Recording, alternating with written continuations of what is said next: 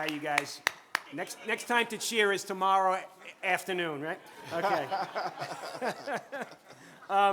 But those are the roles where I really got some experience with collective bargaining and bargaining in general. And it's a fascinating topic. It's so complex, I don't think there is any one way to do it. I don't think there is any one solution. But the more experience you get in it, I think the better you become, and you're ready for things being thrown at you. But, you know, while it's not only, and it's certainly not the only thing you do as union leaders, contract negotiations are, of course, critical and very important piece, and it's usually what your membership is focused on. What's happening with the contract? Everyone wants to get paid, right? But we need to keep in mind that there's financial wins and non-financial wins, and both are important, but often the non-financial wins give you fodder for internal organizing down the road, and sometimes even more so than the financial stuff, and we'll get more into that a little bit later. But I've also learned from speaking to union leaders from throughout the country that while there are some universal best practices in bargaining, every district sort of does things their own way. And it makes it sometimes challenging to provide workshops on bargaining where someone dictates to you how you should go about doing things. Some people pass demands across the table. Some people do interest-based bargaining. Some people bargain with their superintendent, some with the school board, some with both.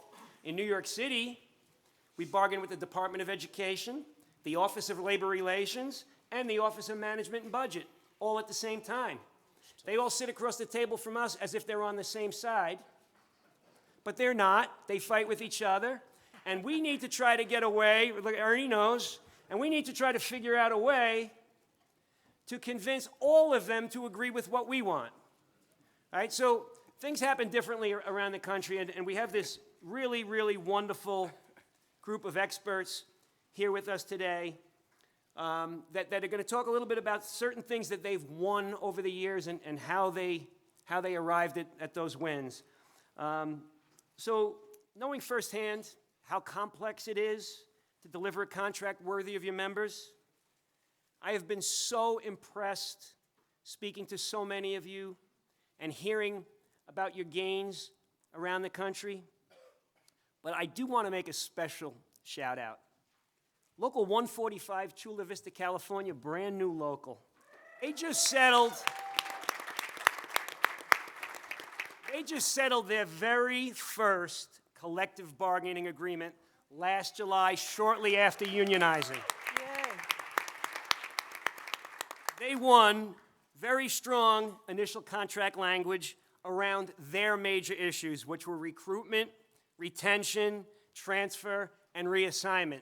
That's a huge gain, especially for the first contract. And they have remained vigilant in ensuring that the contract is honored in the spirit it was written.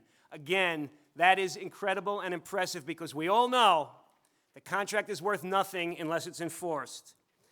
And if you are a local president and haven't already had the opportunity, I know Len spoke about this yesterday, to check out our searchable database of collective bargaining agreements for around the country, I cannot recommend strongly enough that you do so as soon as possible. You'll get some fabulous ideas, and also get some ideas around contract language. If you've been looking for something on being paid for work you do after hours, look for language, not only the topic, and there are some excellent examples, again, from throughout the country. I have to give credit here to Jack Wood. Is Jack in the room right now?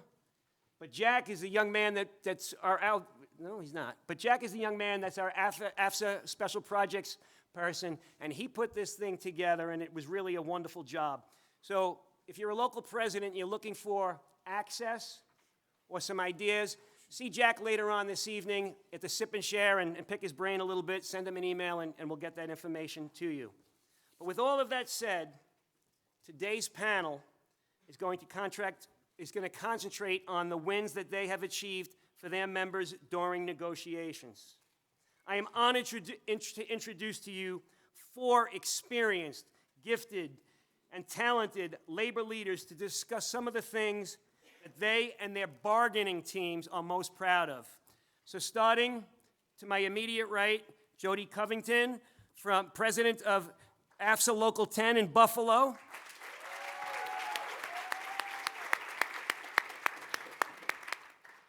Then Christine Handy, president of AFSA Local 146, Montgomery County.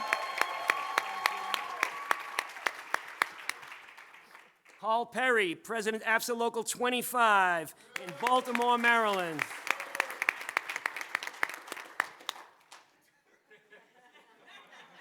Henry Rubio, president of AFSA Local 1, CSA. So I'm going to ask the panelists to start one at a time, introducing themselves, sharing one or two wins that they are most proud of and they feel that their members have benefited from, discuss how they engaged members before and after. Was there anything unique that helped them to secure that win? And do they use that win to promote the union and promote themselves with internal organizing? And we'll start with just those four, and then we'll go on from there. But Jody, why don't you kick us off? Okay.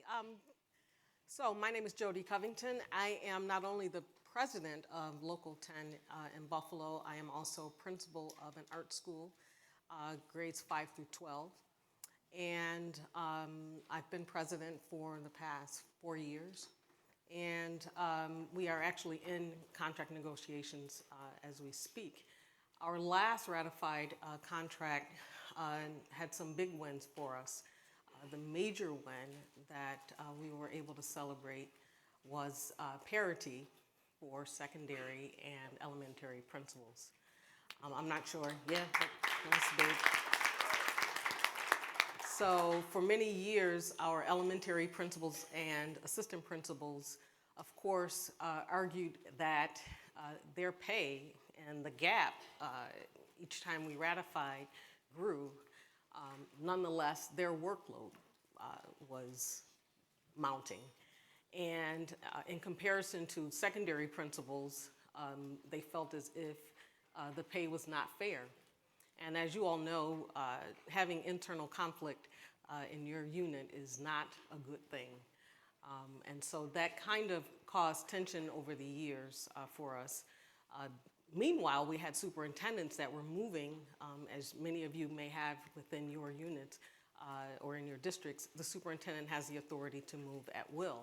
So we had superintendents that were assigning secondary principals to elementary schools and tried to adjust their pay. Of course, we won that grievance. And so, but we had disgruntled elementary principals and assistant principals saying, well, wait a minute. They're coming and they are maintaining their salaries. We're working hard here as elementary principals. We're dealing with busing issues. Of course, the developmental concerns and issues of elementary children are just as powerful and high needs as secondary students. And so you have the high stakes testing, the gamut. And so during negotiations, during our pre-planning meetings, what we did was a T-chart sort of a thing, where we had our elementary principals and assistant principals kind of outline what their job duties and responsibilities were. And with that, we compared it to secondary responsibilities and saw that there was a lot of overlap and a lot of demands being placed on elementary principals and assistant principals that we could not really justify. With me being both at the elementary and secondary levels, having that grade 5 through 12 component, I was able to see and help justify the workload on both ends.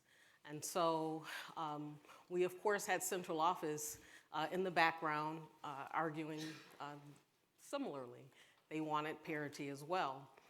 But we had to pick our battles and come to the table with some realistic proposals to the district, because we knew, of course, everyone was not going to be at parity.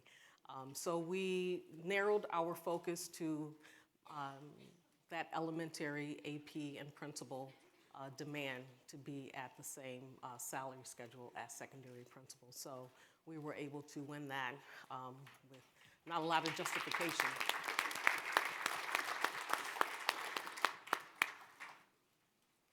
The district, what convinced them?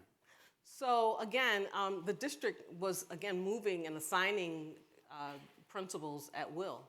And so it made sense to them as well to make certain that if you were going to move a secondary principal to an elementary position and maintain their salary, and then of course they were moving some elementary principals to secondary, it made sense for the district to consider that.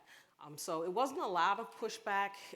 There did require a lot of calculation of putting assistant principals at par with the secondary principals because there were several salary schedules. So it took some calculation to make sure that everything was quote unquote fair. But the district embraced the idea because one, of course, they lost the grievance when they were moving folks around and trying to adjust salary. So it was I guess, a comparable and easy thought for the process to consider and moving us all to the same salary schedule. Thank you. Steen? All right, good. What time of the day are we now? Still Afternoon. Afternoon. It just turned afternoon. So good afternoon, everyone.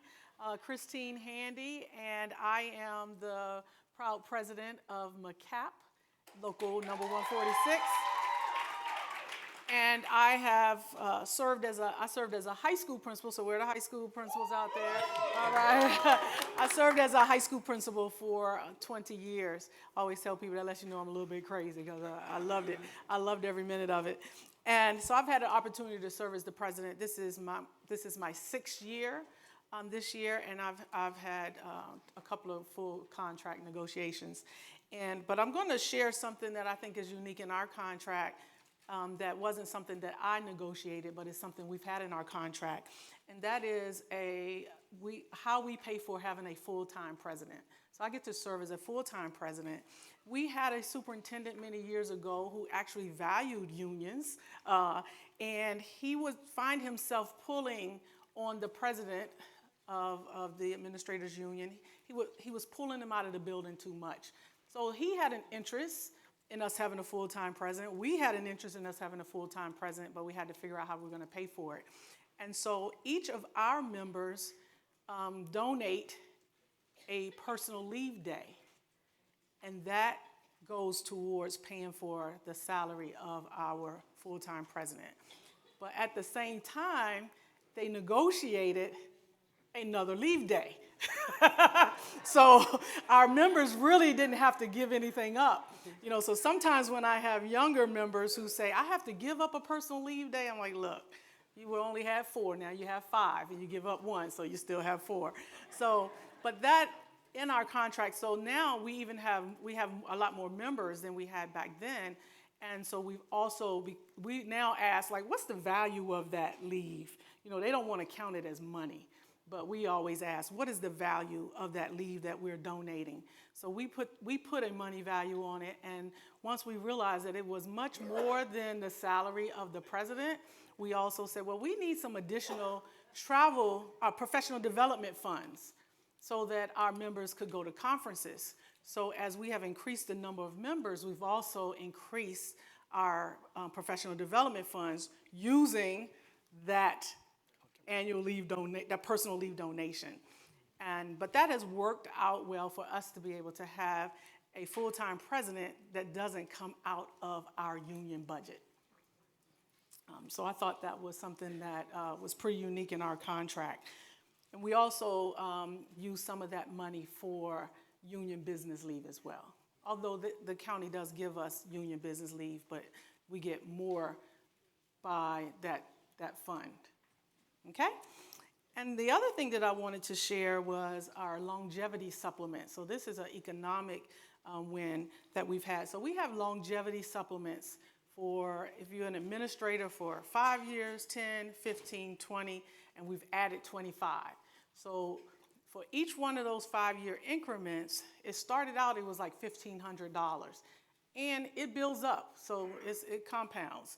So if you're at 15 years, now we've gotten it increased from 1,500 to 2,000 for each one of those. So 25 years as an administrator, now that's an extra $10,000 that you get each year. It's not, you don't just get it when you hit that milestone, but it builds up and it continues to count. It is a supplement, so therefore it counts towards your base for your retirement.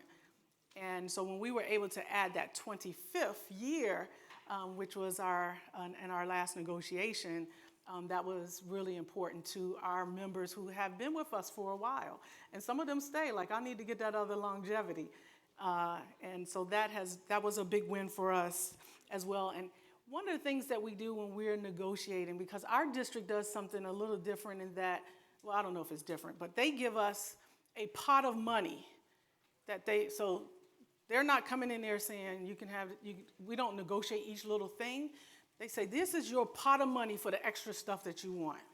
So if you want more supplements, you want to give out some stipends, you want some extra stuff, here's your pot of money, figure out what you're going to do with it.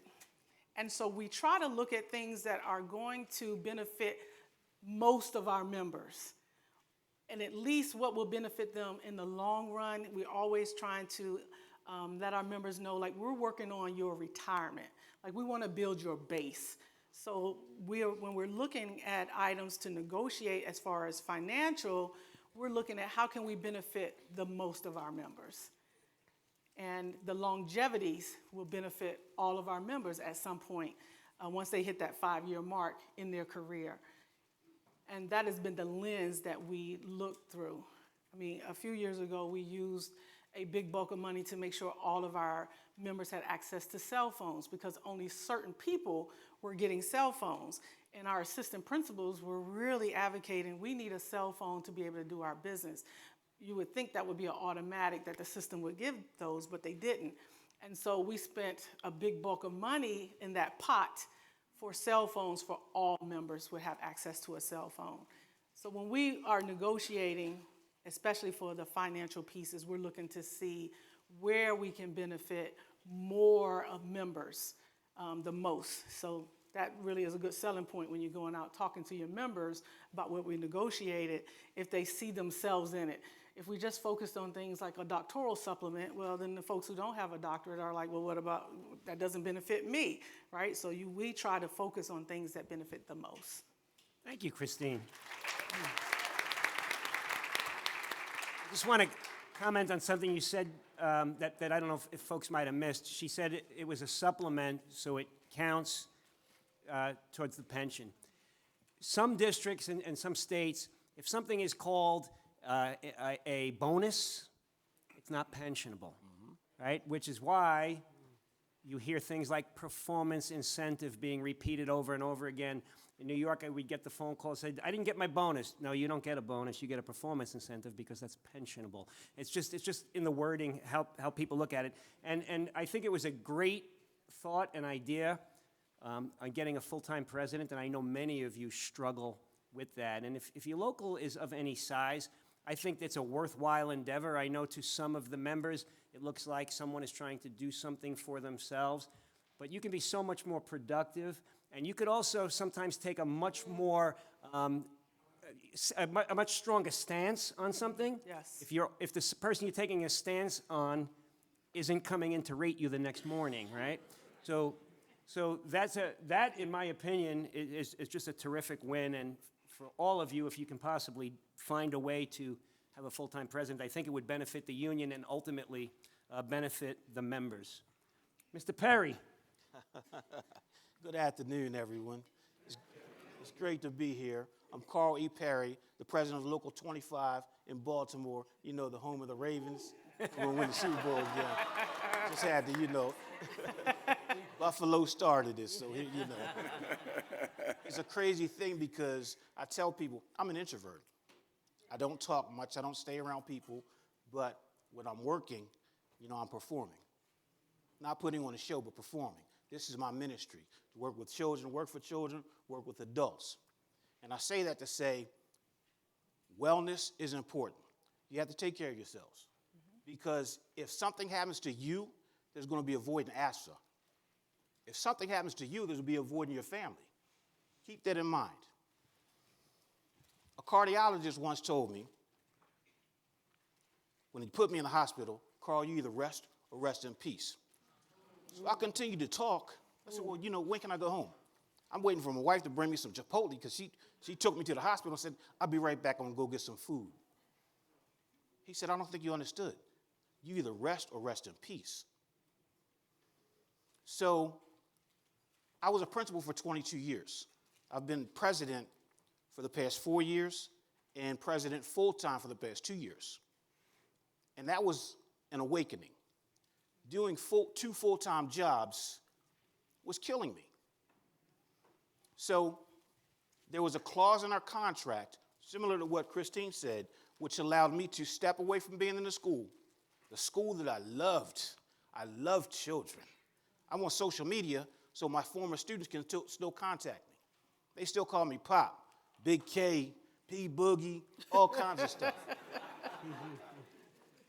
See, I used to be dangerous with the microphone and sing to them. Luther Vandross had nothing on me. Okay.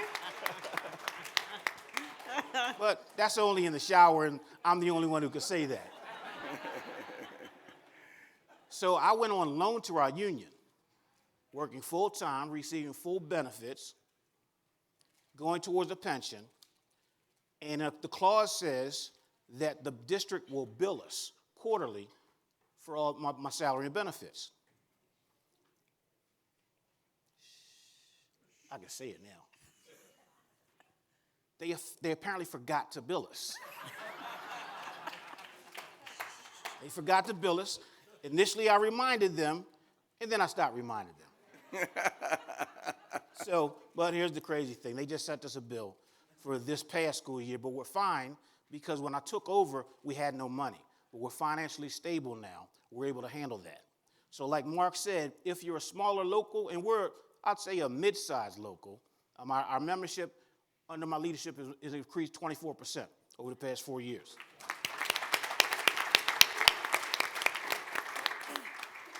But it allows me to step away and go at the district.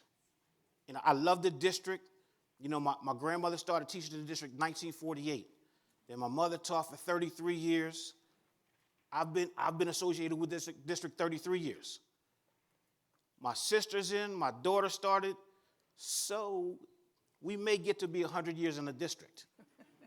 But the challenge was, when I was advocating for our members, I was fighting hard, and they could always say, oh, well, you know, Karl, wait a minute, let's talk, because I was still being evaluated. But stepping away full time, I can sit in the board meetings, and now they're hesitant. Now they want to have, the CEO wants to have check-ins now before I speak, because they also understand I'm coming from the hip. I'm going to say what needs to be said. I'm going to be honest. And it's a public board meeting. It's open to the public. So that's when the media comes to me. Oh, Scott, I apologize.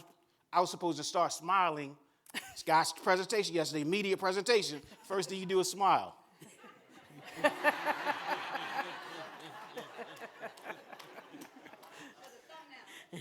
Right. But I don't smile when I sit in front of the school board. Hands either. Oh, well, I'm nervous, you know. But I advocate for our members. I tell the truth, and now the district is listening. Now they have a different perspective when they're working with us. They're working with us now, not always against us. Because we have a retaliatory district. Our members come to me, Karl, don't say my name. I would never say your name. I keep many secrets. I don't even talk to my wife about work because she's not even in education. I don't want anybody's business to go anywhere because you have to respect your members. They have to be able to trust you. So I'm able to do it that way. Another win that we have is our turnaround schools. Baltimore has 157 schools. Years ago, when it was initially put into the contract, our turnaround principals would receive in their base an additional $10,000. all the assistant principals would receive $5,000. In addition, they would be able to sell 10 vacation days every summer. That was when there were 5. Now we have 91. So last year, the district suspended this. They suspended it. They had the right every year to want to review the contract and say, well, you know what? We want to review the definition, and then we'll see about it. So right after we ratified our last contract, the last day of the fiscal year, I get a letter.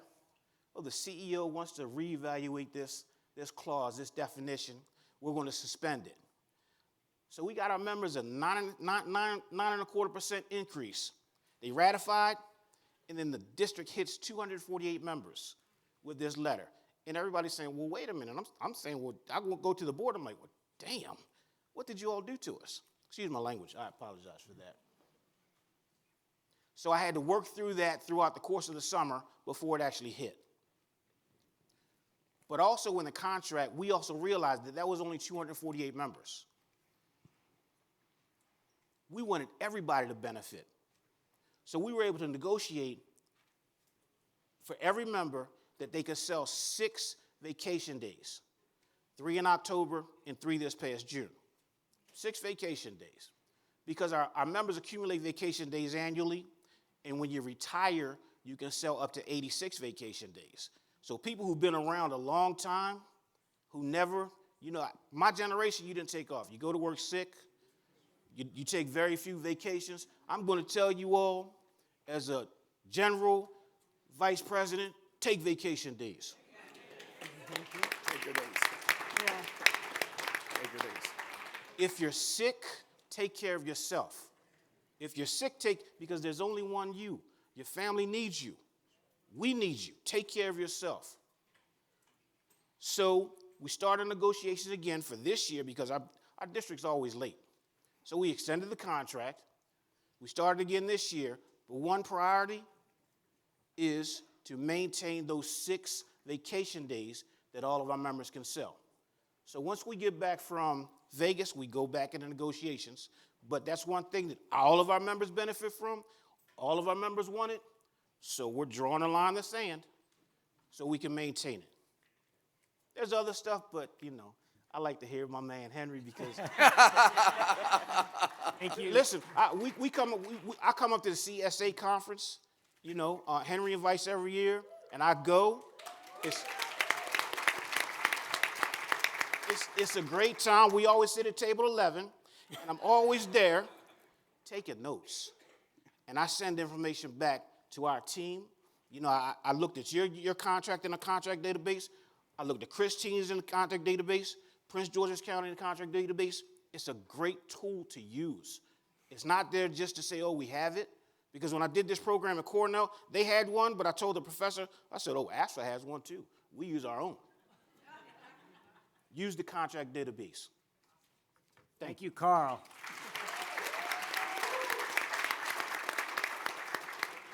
Mr. Rubio.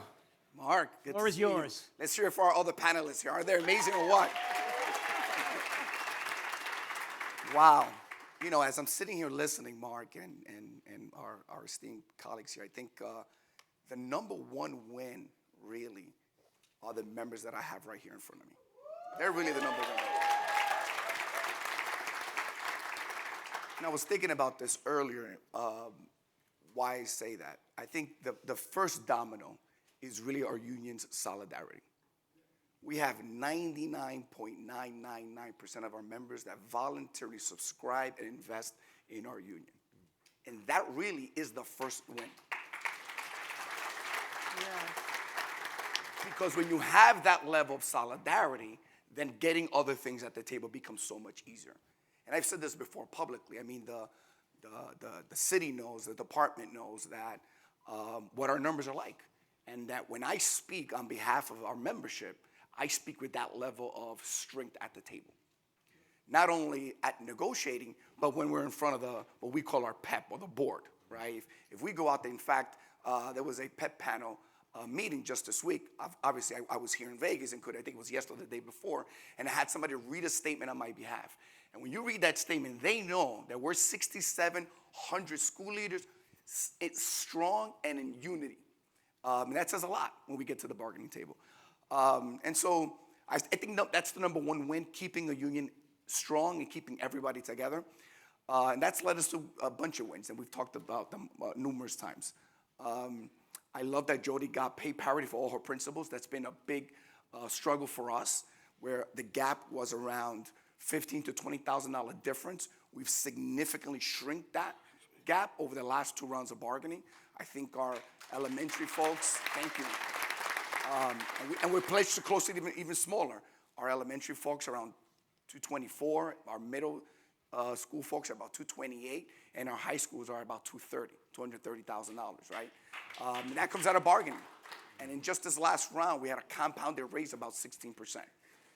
But as we listen and learn from our members, most of our folks are like, we make pretty good money, but they wanted a quality of life, right? That wellness factor.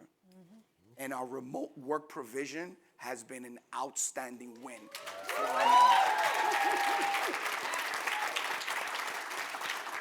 You know, our non-school-based folks are getting up to 2 days a week remotely, right, which is a huge win. Our school-based folks are getting 1 day a month from October to May, but they actually get one more remote day in June as well. And up to 2 days a week during the summer right now. They're working remotely. Our school-based folks. And to answer one of Mark's questions, I'll use that one as an example. As we were negotiating the contract, we were searching all over the country to see if anybody had anything even similar to this. But Mark asked us, like, how did you get them to come to that agreement? Well, first of all, negotiation happens every day. I mean, we are setting up. When our contract expires in 27, we're preparing and developing those conversations constantly. But in doing that, one of the ways we convinced them is that we reminded them that during the pandemic, you guys across the country, most of us, led an entire school system remotely. That's right. Yep. Remotely. And we said to them at the table, did any of you go to any principal or AP's house to see if they were working? Did you? No, they were working harder than they ever did before. And we gave them our word that we would work just as hard on those remote days. And it's been a huge win for us, both on productivity and also for wellness for our members. I think another big win I'll share really quick here was paid parental leave for our folks. Paid parental leave. Many of you know my wife. My wife and her and I have 3 children together. And I remember the days leaving her in pain at home after 3 C-sections, at the crack of dawn, and coming home at night, and not being able to be there for her and my kids. And my mom and her parents were taking care of her and the babies. And I heard from fathers and mothers all over our union. And now we've got a paid parental leave that affords them 25 days. There you go. We publish a photo like this every month. And we get letters back. We have spouses that are married together. And each of them get to take 25 days off within a 6-month period. That is about family and quality of life. And it was the members who had nothing to gain who fought the hardest so that other generations of school administrators in our union would have that benefit. I had nothing to gain. But I love the fact that we have members now that can stay home and take care of their children or stay home and take care of their wives. I'll just give you those 2 big ones for now. Awesome. Thank you. Thank you so much. You know, one of the realities in everything that a union leader does is they need to always be concerned about the next election. Right? Because at any time, anyone can and should, we're in a democracy and we want the best representation, but anyone can and should challenge them. One of the things that happens when you get unique wins is you're actually organizing internally, you're actually promoting your union so that more people want to be part of your union, but you're also campaigning for election without saying that you're campaigning for election. And with that, although that picture just said about 1,000 words, but would anyone like to respond on how, if at all, they use gains that they've made in the contract to remind their members what the union is doing for them, and thus indirectly remind them that the leadership of the union is effective? I'll throw that out there to the panel if anyone would like to answer that question. I'll take a stab at it quickly, right?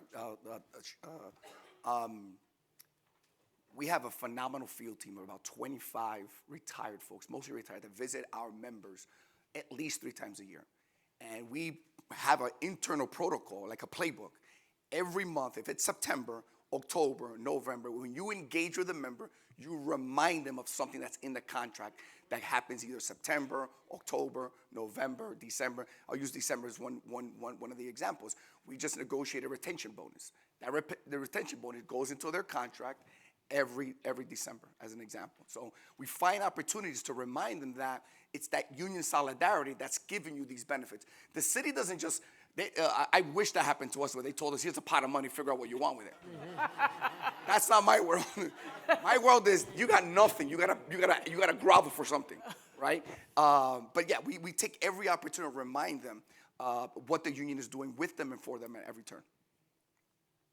Thank you, Henry. You know, you showed the picture of the baby in the onesie, which is really a great way to remind people that that was a benefit that was negotiated. What also happens with those pictures, it goes into the CSA newspaper, which is delivered every month to folks' homes.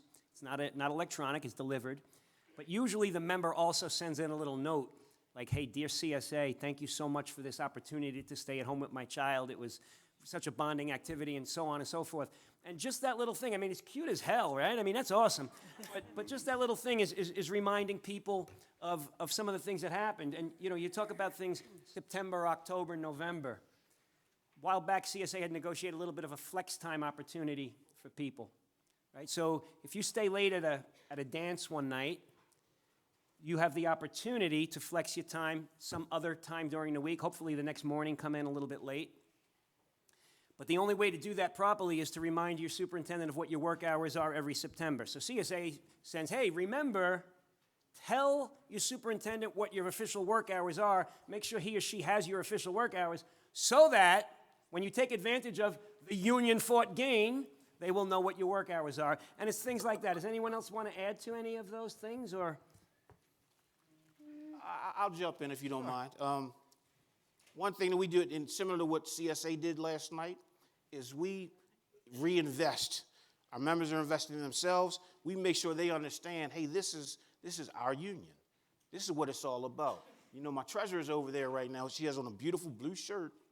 It's an Under Armour shirt. So I said, well, because Baltimore is an Under Armour city. Under Armour's there. So we make sure we get everything Under Armour. In the past, our union members didn't get anything.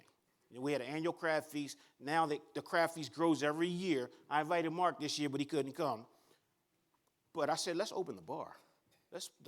Don't charge. Let's open the bar. Just have fun. Be safe going home.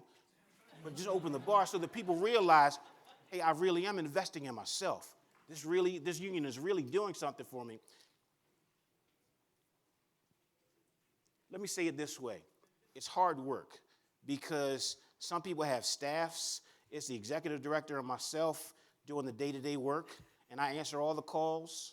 I answer all the email. I make sure to get back in touch with everybody right away. Someone I emailed this morning, which is this afternoon back at home, but if a member reaches out, they want a response. They don't want to wait because it's important to them. And Mark, I just want to jump on and say something about the database of the contracts. So when we were negotiating, everybody on our negotiating team, we gave them different people's contracts to look through. But one of our members is very AI savvy, Mr. Ulrich over there. And Mr. Ulrich said, why are we doing all of that? He dumped all the contracts into AI, and boo-boo-boo, these things popped out, the different topics that we were looking at. And so, that database is amazing to really look to see what others are doing. We wanted to strengthen our language on grievances. And so we looked at all of your contracts to help strengthen our language on grievances. But Mr. Aldrich, instead of everybody looking at different contracts, he just put them all in AI and put grievances in, and things came out. So be sure to use that database. It is a valuable tool. Thank you so much. We're running short on time, but how do you know, just one person, how do you know what it is that your members want so that they're going to be happy with the contract that is ultimately won? So I'll jump in. Please. One of the things, we do a multi-pronged approach. I mean, we're going to our members. We start in the summertime, and we have drop-ins. So you can drop in come to our location and come visit us, because some people just want to do it one-on-one to share what their thoughts are. But we also have drop-in Zooms, and we do it we have different chapters. So APs might come to a Zoom, principals might come to a Zoom, our business administrators. So we have drop-ins on Zoom. And then we also as soon as school starts, we go out to the different meetings they're having, whether it's cluster meetings or principal meetings, their PLCs. We go out into the field so that everyone has an opportunity. One of our mantras is your voice matters. And so we want to give everybody an opportunity. No one can ever say they didn't get a chance to tell us what they thought, because we have all these different ways to do it. Thank you so much. We always do a survey as well of members. We get a great response rate. Out of 6,700 members, we usually get over 2,000 that respond to a survey. Like I said, we go out, we visit members individually. We have 45 school districts, and each of those districts meet 3 or 4 times a year. So we listen and engage them directly, one-on-one conversations. And Mark, you know this, some of the best ideas come actually from the members themselves. We engage in that conversation, and often, sometimes you'll get ideas that are bizarre, but it gives us an opportunity to engage in a conversation. But there are also opportunities where we hear a great idea that comes straight from the membership, and that goes from the member to the bargaining table. And we've had several victories through that. Through as exactly well. that.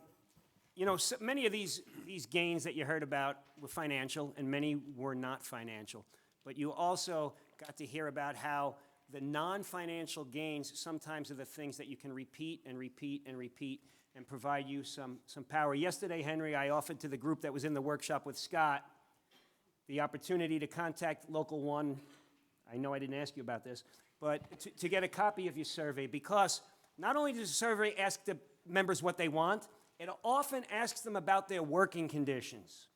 And when something comes back that says their working conditions stink in a certain area, the last thing the city and the department want to hear about is that information going public. 75% of principals said they don't feel safe at work, or there's not enough safety agents. They don't want that out there. So when you come to the bargaining table with that information, sometimes they pay to keep it closed, right? Sometimes they do. So it is extremely powerful. And I know we have to wrap it up, but please, please, please, folks, at the sip and share later on, engage some of these people, engage each other, get some ideas, talk about what it is that you're doing in your districts. One of the things we were going to do is talk about what we're looking for in our next contract.